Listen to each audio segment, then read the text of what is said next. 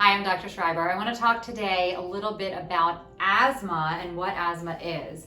So asthma is actually a process in which you get inflammation in your lungs. So when you breathe in air through your nose and through your mouth, it goes down your trachea, which is your windpipe, and into your bronchial tubes. And we call your bronchial tubes the bronchial tree. So the bronchial tubes, those are the essentially pipes through which air travels to get to your lungs. If you think of your trachea or your windpipe as the trunk of the tree, then it splits off into two main bronchial stems that go to either lung. And then as the branches get smaller and smaller into the periphery of the lung, that's your whole bronchial tree. Now, the issue with asthma is that you can get swelling inside of the tubes, okay? So if you have swelling inside of your bronchial tubes, then the passage through which air can go is actually smaller because you've got swelling there. So the way that we treat that is actually with inhaled corticosteroids. Now, there's another piece to asthma, and that is that there is something called bronchoconstriction. And so if you have your bronchial tube, there's actually muscle that wraps around your bronchial tube, and that muscle clamps down.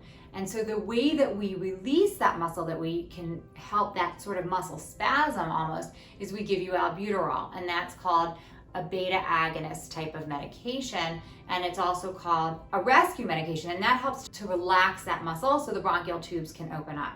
So think about it as there's something going on inside the bronchial tubes, and there's something going on outside the bronchial tubes that can clamp down. Okay, so we think of controller medications like the inhaled corticosteroids to help the inside of the bronchial tubes and the inflammation there.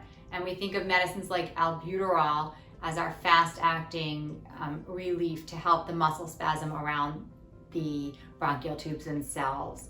So we actually think of asthma as often very related to allergies. And so there's this theory, it's called the one airways theory, that basically allergy presents in the upper airway as, for example, in the nose, as nasal congestion or runny nose or stuffy nose, and in the lower airways as asthma. That basically when you have allergy, it presents in different body parts in different ways, but it's all sort of the same process.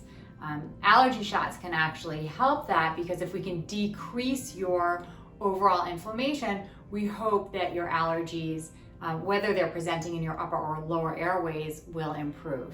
There's lots to know about asthma and lots to discuss with your doctor. So if you have questions, definitely let us know and we will further investigate. Be sure to subscribe to our YouTube channel, Schreiber Allergy. Thank you.